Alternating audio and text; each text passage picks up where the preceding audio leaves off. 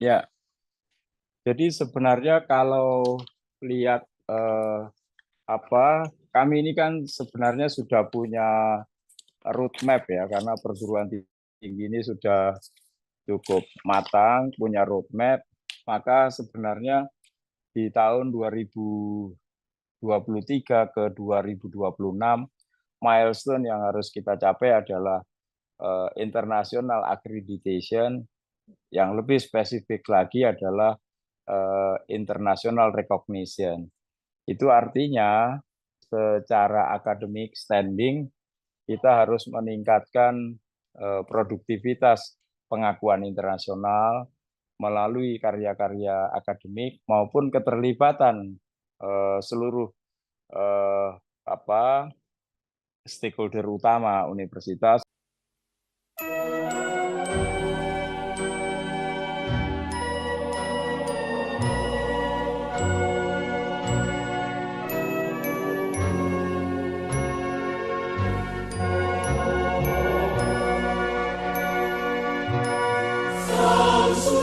Bersama saya Bambang Sadiono di kanal Inspirasi untuk Bangsa. Mudah-mudahan kanal ini selalu bisa memberi inspirasi, motivasi, dan edukasi.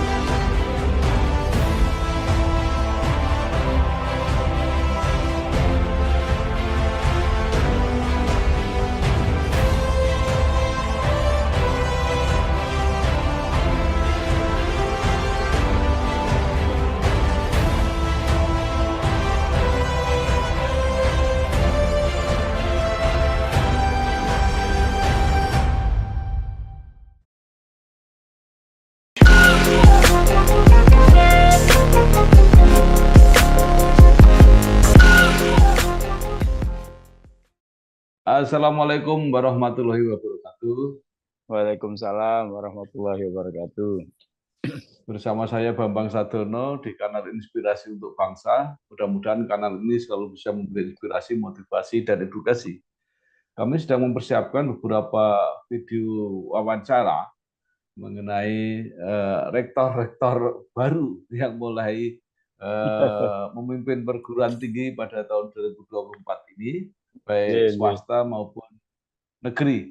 Menurut rencana selain akan kami tayangkan juga akan kami bukukan. Saat ini saya sudah bersama dengan Profesor Dr. Nasaruddin Malik, SE MSc. Beliau adalah Rektor Universitas Muhammadiyah Malang. Apa kabar, Prof? Alhamdulillah baik, Pak Bambang. Ya, Prof. Nasaruddin ini lahir di Magelang 24 Juni 1964, menyelesaikan S1 di Universitas Widyagama Malang, S2 di Universitas Gadjah Mada, dan S3 di Universitas Brawijaya Malang. Pernah menjadi Dekan Fakultas Ekonomi UMM, pernah menjadi Wakil Rektor 2, dan saat ini menjadi Rektor. Nah, supaya lebih lengkap walaupun singkat, mungkin Bapak bisa ceritakan sejak awal karir sampai saat ini. Monggo, Prof. Baik, Pak Bambang, terima kasih kesempatannya untuk saya dapat berpartisipasi di kanal Inspirasi milik Pak Bambang Sudiono. Mudah-mudahan ini nanti bisa menjadi energi bagi kita semua. Saya ini memang kuliahnya agak nggak teratur.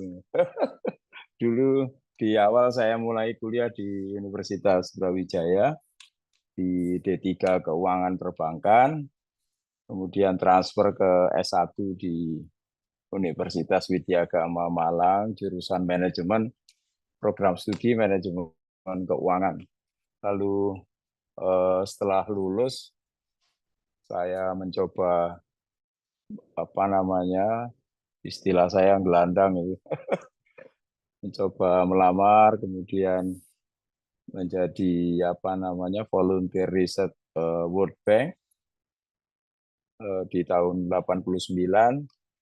Lalu juga kebetulan ada pekerjaan di Jember.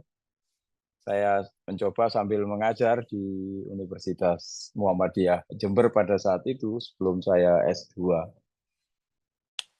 Kemudian setelah itu saya mendapat beasiswa di tahun 92 oleh apa namanya UNFPA, World Bank juga itu, untuk melanjutkan S2 di Universitas Gadjah Mada. Nah, setelah itu saya lebih memantapkan untuk memilih karir sebagai tenaga pengajar. Secara formal kembali ke Universitas Muhammadiyah Malang sekitar tahun 1994. Walaupun status kepegawaiannya baru 1995. Di tahun 97 saya ikut program Sandwich untuk bidang manajemen bisnis dan International Finance and Trade di UCLA Riverside 6 bulan. Ya sejak itu saya semakin mantap untuk apa namanya menjalani profesi sebagai tenaga pengajar atau dosen. Kemudian jabatan struktural pertama saya sebenarnya yang paling berkesan adalah merintis program S2 Magister Manajemen di Universitas Muhammadiyah Malang yang ketika itu baru berusia 2 tahun, di tahun 1997 saya menjadi ketua program, kemudian mulai mengembangkan desain pendidikan manajemen yang pada saat itu tidak banyak program S2 manajemen di perguruan tinggi swasta. Di perguruan tinggi negeri seperti Universitas Brawijaya pun UMM lebih dulu punya program S2 manajemen itu. Nah, dari situ program itu lalu memperoleh akreditasi A pada saat itu, modelnya pada sangat baik, kira-kira begitu. Setelah itu saya menjadi wakil rektor 2 di wakil direktur 2 program pasca sarjana UMM. Setelah itu selesai, kemudian ditarik sebagai asisten rektor bidang pengembangan usaha.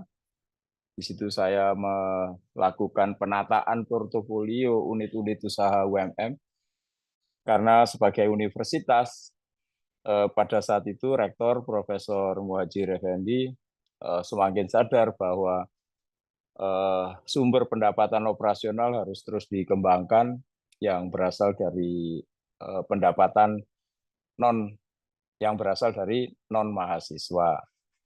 Setelah itu saya ikut kontes di fakultas, terpilih sebagai wakil dekan 1 bidang akademik di Fakultas Ekonomi dan Bisnis UMM. Pada saat itu masih bernama Fakultas Ekonomi. Selama 1 periode sebagai wakil dekan 1, kita terus memantapkan proses belajar dan atmosfer akademik di Fakultas Ekonomi, sehingga kita berhasil juga di situ membawa prodi yang sebelumnya berakreditasi B menjadi terakreditasi A semua di seluruh program studi. Kemudian saya ikut pemilihan dekan, lalu menjadi dekan 2 periode, karena pemilihan semua jabatannya kecuali tadi itu, kecuali prodi S2, wakil direktur, asisten rektor bidang usaha itu penunjukan. Kalau sudah wakil dekan, kemudian dekan, itu adalah pemilihan. Lalu ikut pemilihan rektor tahun 2016 dan terpilih sebagai wakil rektor 2 UMM sejak tahun 2016. Itu baru berakhir kemarin, karena 2 periode, saya baru berakhir di 2023. Di Muhammadiyah masa jabatan itu 4 tahun sekali, Bapak. Jadi 1 periode itu 4 tahun sekali deh. Itu kira-kira perjalanan karir saya. Yang menonjol selama WR2 ya, pertama saya di wakil rektor 2, walaupun terlambat bisa meraih jabatan akademik guru besar.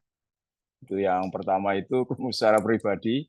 Kemudian secara institusi, di situ kita mulai mentransformasi UMM pada sistem pengembangan sumber daya manusia dan tata kelola keuangan yang lebih solid dan berorientasi sustainabilitas ke masa depan yang lebih baik.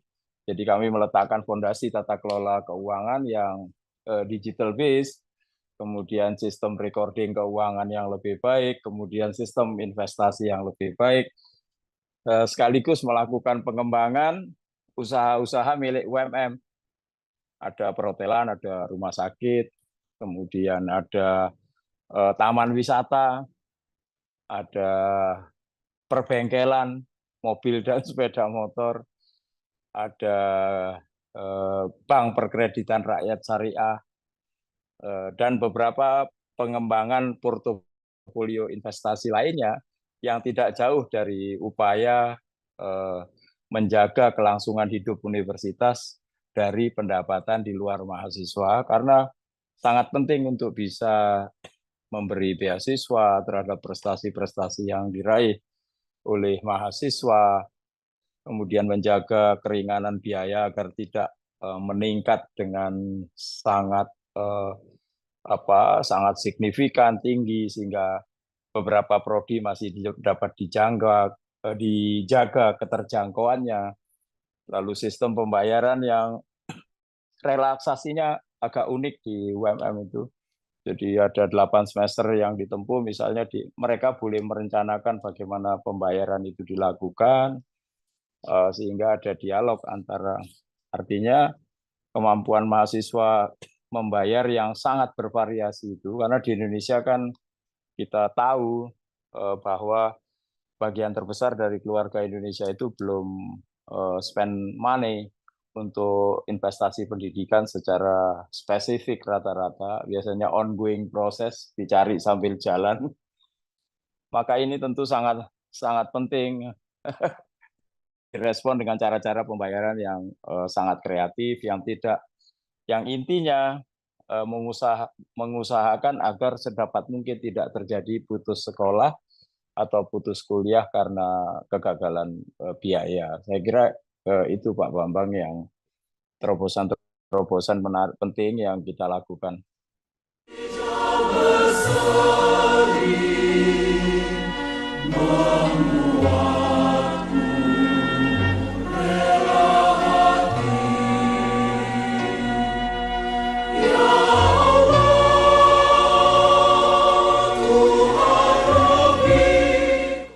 Ya, baik.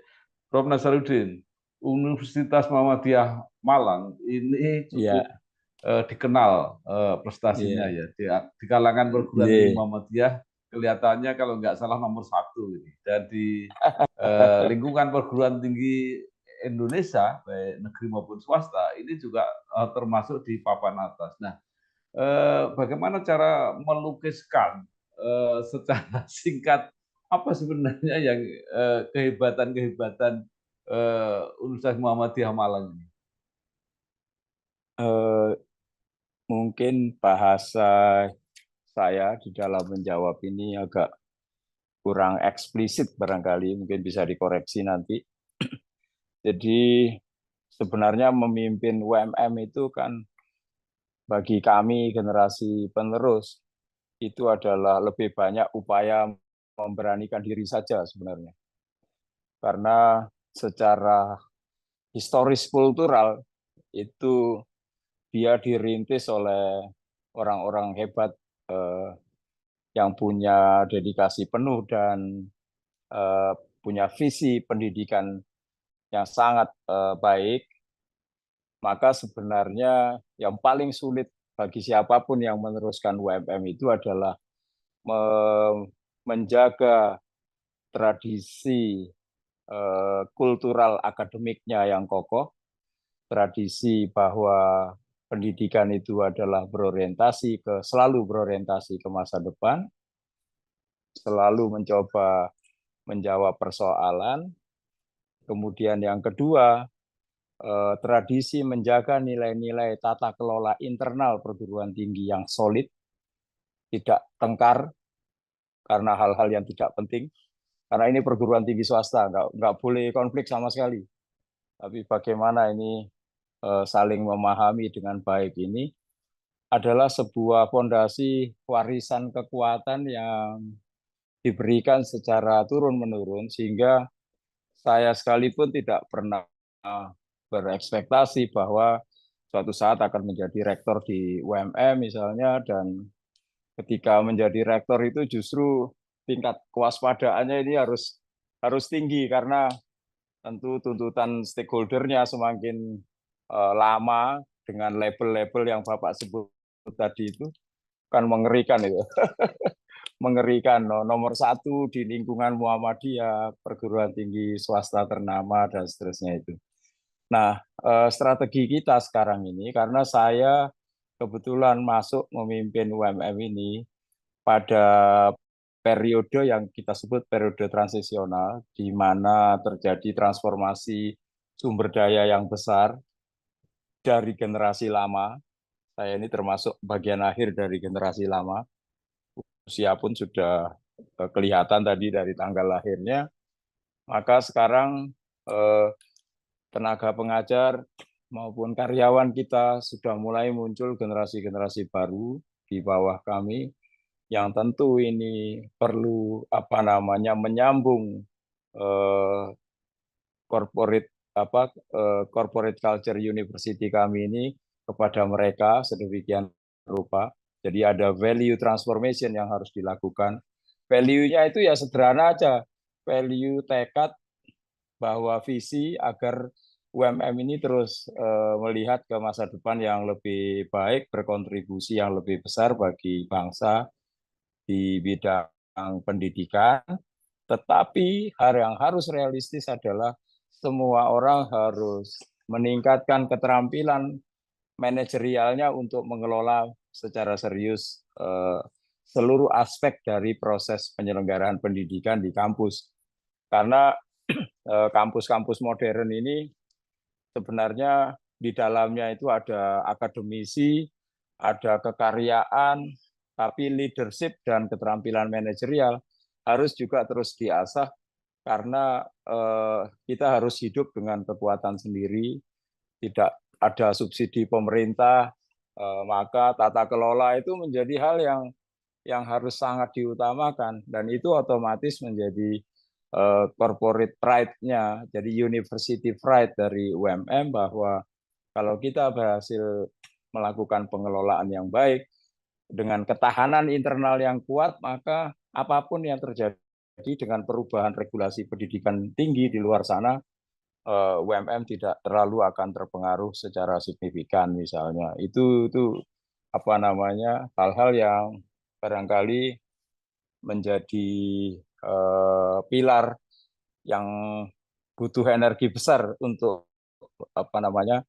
menjahit dan menata prosesnya setahap demi setahap. Saya kira itu, Pak Bambang.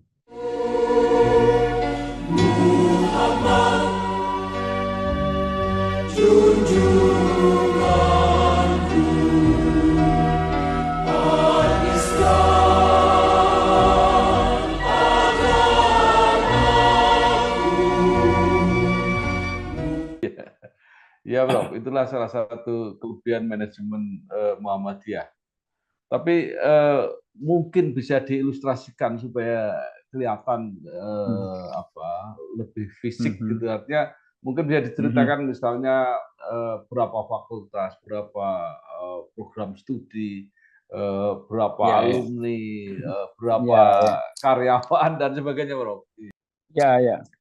Jadi UMM ini kalau dilihat dari student body-nya sampai tahun 2023 itu kita punya 35.677 mahasiswa. Kemudian alumni kita itu sekitar 54.802. Ini data statistik kami sampai 2023. Yang terakhir, di mana para alumni ini sudah menyebar ke berbagai profesi di segala bidang, menduduki posisi-posisi strategis, sampai ke tingkat kepala daerah, kepala dinas. Barangkali kalau semacam itu banyak yang menjadi pengusaha juga, tidak kurang juga yang menjadi politisi misalnya, juga cukup banyak. Artinya ke seluruh sektor kehidupan masyarakat, alumni UMM relatif menjadi penyangga nama dan reputasi Universitas Muhammadiyah Malang itu.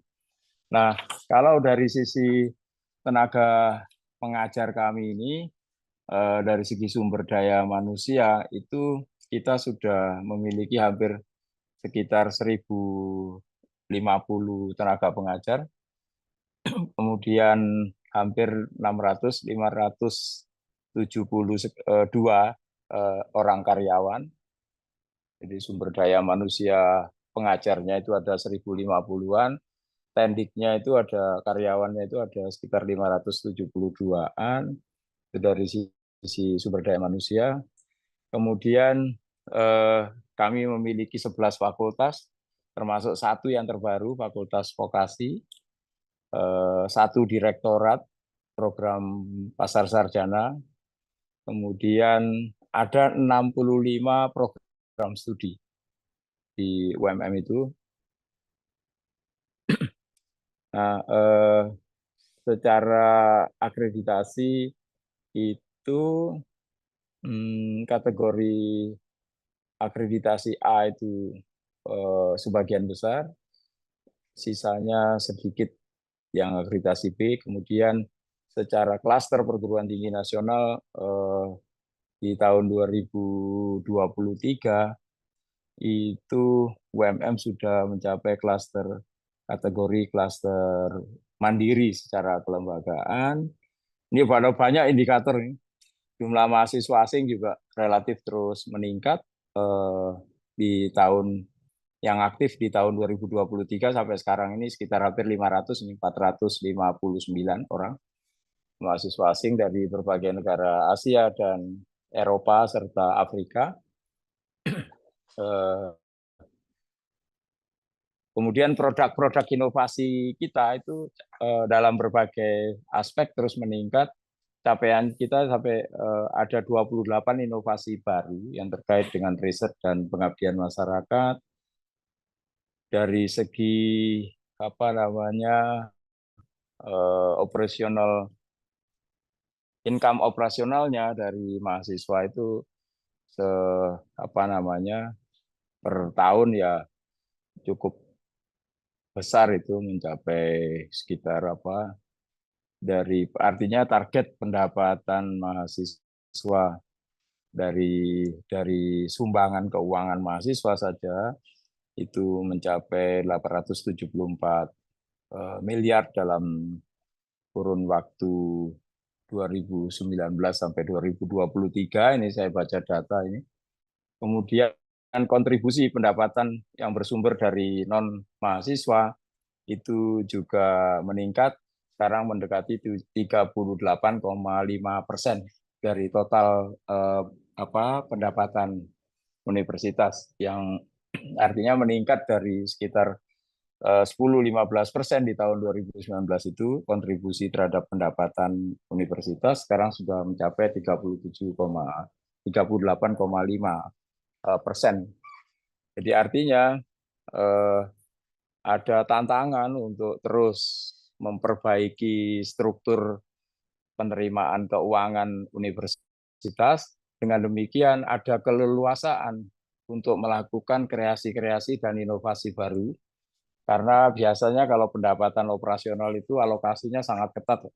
Jadi dari SPP, dari dana pembangunan itu alokasinya kan sudah teruntuk pada mahasiswa itu sendiri. Tapi kalau ada kontribusi dari pendapatan di luar non-mahasiswa, maka kita bisa menciptakan yang paling simpel itu berbagai bentuk beasiswa, subsidi, dan seterusnya. Di sisi lain, di situ juga bisa terjadi upaya diskresi-diskresi inovasi baru terkait dengan penyelenggaraan pendidikan. Misalnya yang sekarang yang paling terus kita genjot adalah bagaimana agar digital based teknologi menjadi standar baru yang harus kita capai dalam proses belajar mengajar sejak dari hampir di seluruh fakultas, tidak mengenal itu fakultas saintek ataupun fakultas-fakultas sosial, humaniora, dan budaya. Saya kira itu Pak Bambang. Muhammadiyah,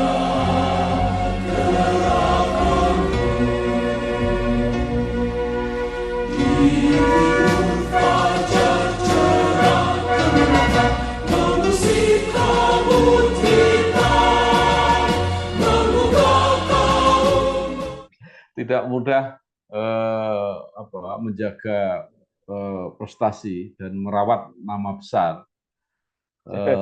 Tapi mungkin bisa ilustrasikan, diwujudkan di dalam program Prof. Nasaruddin sebagai rektor 4 tahun ke depan itu seperti apa? Ya, jadi sebenarnya kalau lihat kami ini kan sebenarnya sudah punya roadmap ya, karena perguruan tinggi ini sudah cukup matang, punya roadmap, maka sebenarnya di tahun 2023 ke 2026 milestone yang harus kita capai adalah international accreditation, yang lebih spesifik lagi adalah international recognition. Itu artinya secara akademik standing kita harus meningkatkan produktivitas pengakuan internasional melalui karya-karya akademik maupun keterlibatan seluruh stakeholder utama universitas, khususnya dosen dan tendik dalam berbagai forum-forum maupun aktivitas yang memiliki indikator capaian internasional yang jelas. Nah, ada beberapa program studi yang sudah mencapai akreditasi internasional dari berbagai induk pelaksana sistem akreditasi nasional. Misalnya program studi ilmu manajemen, kemudian program studi komunikasi, kemudian program studi hubungan internasional di kelompok ilmu sosial, program studi hukum dengan jurnal internasionalnya, kemudian program studi ilmu-ilmu pertanian dan peternakan, kemudian program studi bidang keteknikan, itu sudah beberapa diantaranya sudah masuk dan memperoleh sertifikat akreditasi internasional. Tapi lebih jauh dari itu, upaya itu kami coba ini dukung dengan apa yang kita sebut, misalnya UMM ini kan sudah masuk ke akreditasi, ada kelompok ASIIN untuk ilmu-ilmu peternakan, agroteknologi, teknologi pangan, aquaculture dan sebagainya itu. Ada juga untuk engineering education itu ada IAB namanya, untuk business administration dan yang sejenisnya itu ada FIBA-A dan seterusnya. Kita sudah mencapai akreditasi itu. Tapi sekarang pertanyaan pentingnya, kemudian ada perankingan itu ya sudahlah, pokoknya kita ikuti saja. Tapi yang paling penting adalah di periode ini saya mencoba membangun, karena ini adalah yang paling penting adalah peletakan di periode saya ini, meletakkan dasar value transformation menuju generasi UMM yang lebih muda dan lebih baru. Maka ini kami menyiapkan 10 kerangka program. Ada 10 kerangka program. Program saya yang pertama itu nanti itu adalah yang paling penting ini, salah satunya adalah mulai terus mempertajam kontribusi pemikiran terhadap kemajuan Persyarikatan Muhammadiyah. Jadi perguruan tinggi ini kan harusnya memberi banyak kontribusi pemikiran terkait dengan khususnya pelaksanaan hasil Muktamar Muhammadiyah di Solo yang terkait dengan risalah Islam berkemajuan itu. Ini kan harus kita turunkan dalam riset dan elaborasi berbagai aspek persoalan kemasyarakatan, sosial keagamaan khususnya yang terkait dengan kemajuan bangsa. Universitas haruslah memberi paling tidak inspirasi berdasarkan studi-studi dan diskusi-diskusi bagaimana harusnya Muhammadiyah berperan di dalam menjadikan bangsa Indonesia bangsa yang unggul dalam visi Muhammadiyah. Kemudian tentu ada program yang terkait dengan kesinambungan.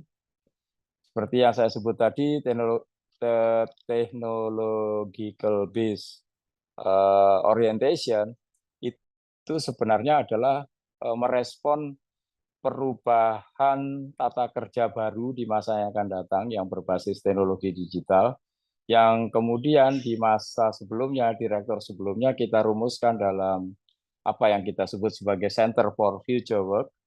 Ini artinya kita akan membekali mahasiswa kami itu untuk menghadapi masa depan dan cara-cara kerja baru yang memungkinkan mereka lebih dinamis dan kreatif berhadapan dengan masyarakat.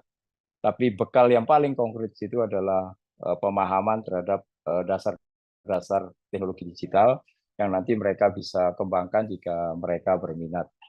Itu program nomor 2 yang paling penting, karena ini adalah merupakan penyempurnaan dari program sebelumnya, di mana kami pada saat itu untuk Center for Future Work itu ada namanya Center of Excellence, jadi pusat-pusat keunggulan yang sebenarnya memberi peluang belajar kompetensi keahlian khusus berdasarkan peminatan mahasiswa tanpa terikat program studinya pada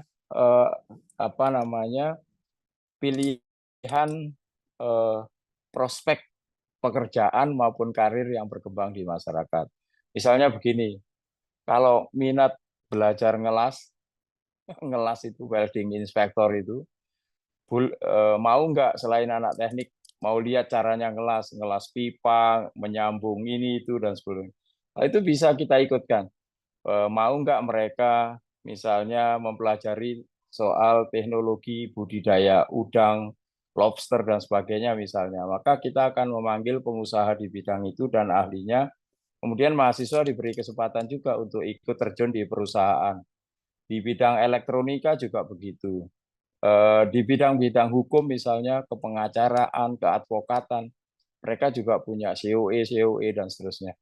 Nah, ini bisa ditempuh dalam bentuk short courses, bisa ditempuh misalnya ada yang cukup 2 bulan, tapi ada juga yang perlu misalnya sampai 1 semester sehingga nanti nilainya dikonversi untuk mata kuliah tertentu.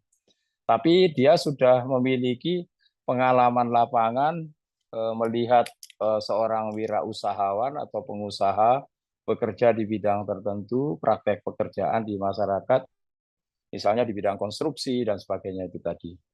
Nah, itu hal-hal yang coba kita kreasi terkait dengan apa yang kita sebut sebagai Center of Excellence UMM, berbasis pada upaya kami membangun kemampuan mahasiswa merespon masa depan yang lebih baik, perubahan di masa depan yang kita sebut Center for Future Work.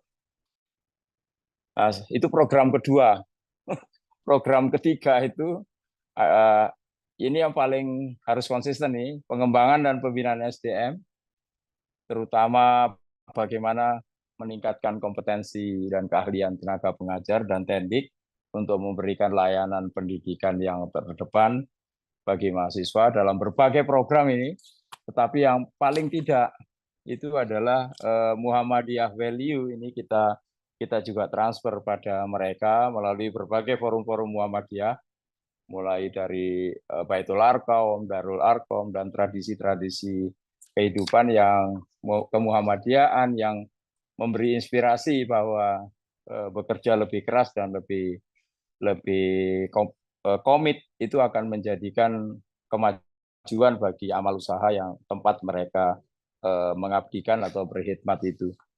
Nah, itu program ketiga, ini termasuk studi lanjut dan sebagainya, ini memang terdesain di situ. Nah, ini yang paling menarik, program keempat. Ini program yang semakin harus diperhatikan oleh perguruan tinggi swasta, yaitu konsolidasi menjaga minat mahasiswa untuk kuliah di perguruan tinggi swasta ini. Ini berat bagi perguruan tinggi yang berada di kota-kota pendidikan dengan kompetitor perguruan tinggi negeri yang relatif sudah mapan, berbadan hukum misalnya, maka ini impact-nya akan cukup terasa. Kemudian juga perkembangan berdirinya berbagai perguruan tinggi di daerah-daerah non kota pendidikan, ibu-ibu kota provinsi misalnya, ibu kota daerah tingkat 2 itu juga turut me- me- mengurangi eh, mobilitas calon mahasiswa untuk menuju kota pendidikan seperti Kota Malang ini. Dan itu berarti kan ada penurunan minat mahasiswa.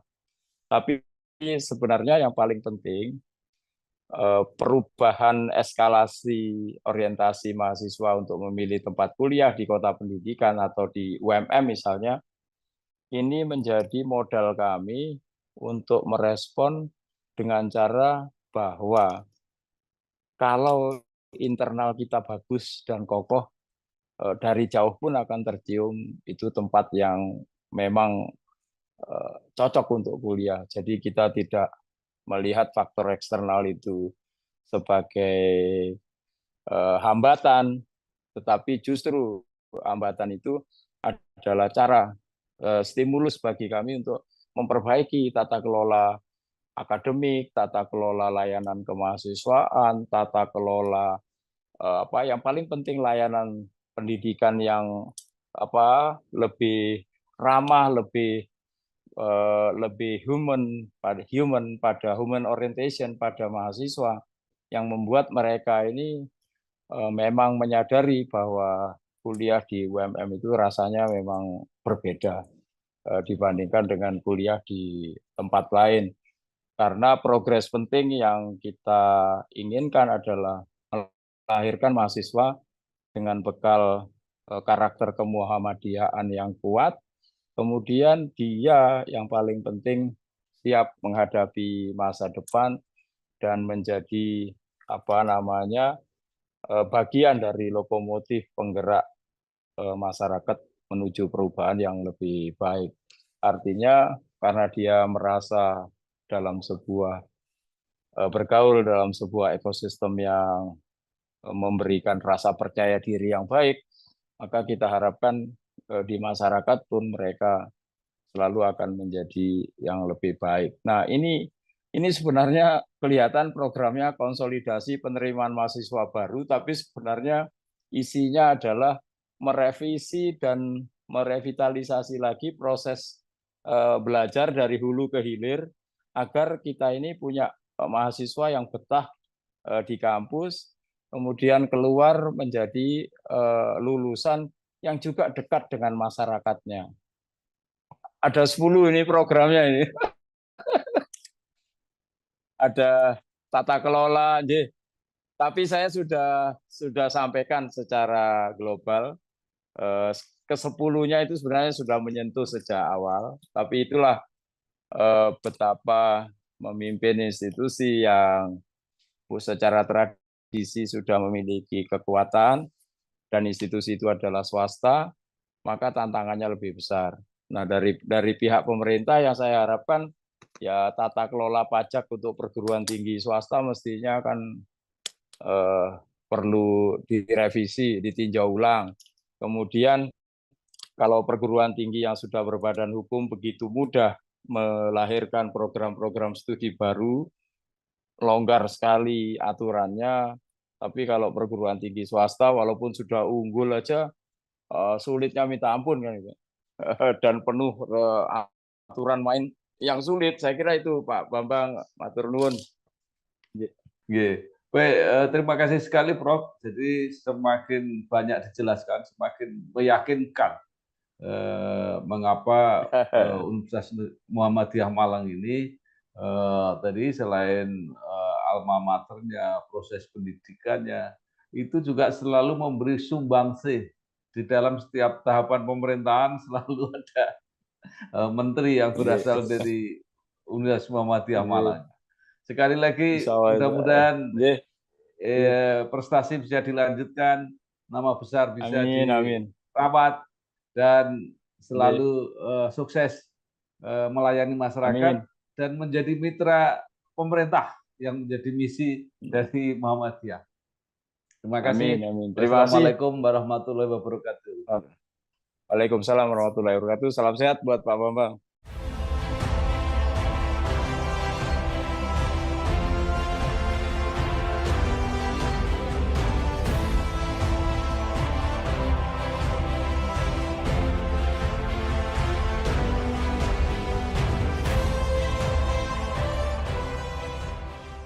Bersama saya Bambang Sadiono di kanal Inspirasi untuk Bangsa. Mudah-mudahan kanal ini selalu bisa memberi inspirasi, motivasi, dan edukasi